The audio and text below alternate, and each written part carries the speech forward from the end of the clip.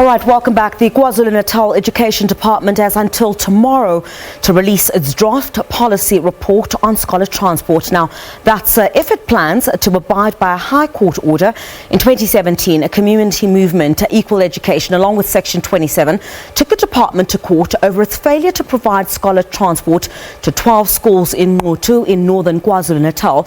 We're joined now from our Seapoint studios in Cape Town by LeeAnne Jansen-Thomas from Equal Education. LeeAnne, thank you very much indeed for your time this evening. So you've got about 370,000 learners who qualify for scholar transport in KwaZulu-Natal. Remind us again, what issues should this policy address?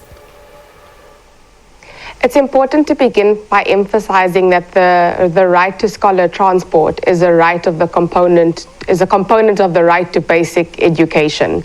And the reason we went to court was firstly, as you point out, to get scholar transport for 12 schools in northern KwaZulu-Natal, and then to get the department to draft a scholar transport policy without planning, without budgeting, without defining who was responsible for what between the KZN Education Department and the KZN Department of Transport. How can scholar transport be implemented and how can it be provided to those 370,000 learners? Yeah. At the moment, there is inconsistency in the data. The Department of Education seems to be unsure how many learners actually qualify for scholar transport. Yeah.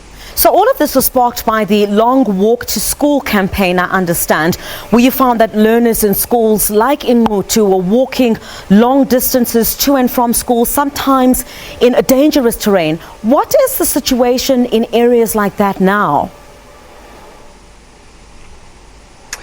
So if you're walking 2 hours to school and 2 hours from school, that equates to roughly walking for 33 days of a year.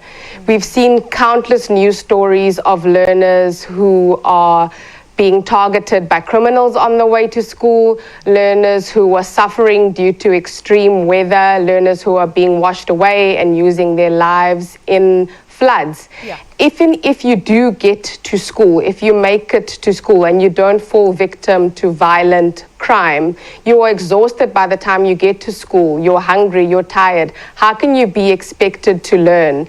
And thus, that's a barrier to quality education. So how has the lack of scholar transport in this province been a stumbling block to accessing education? I mean, you know, one of the things that first comes to mind for me is possibly a high rate of absenteeism.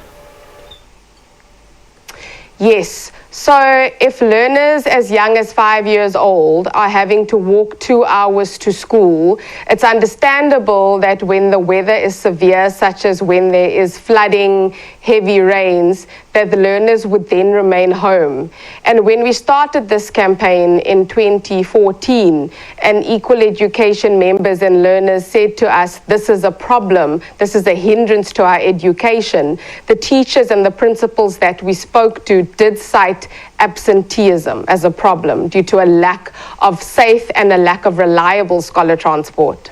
So the KZN government, you know, has, however, for the longest time maintained that it has no money to provide subsidized buses, for example, if they don't release that draft provincial scholar transport policy for public comment by tomorrow. What course of action would you be considering as Equal Education?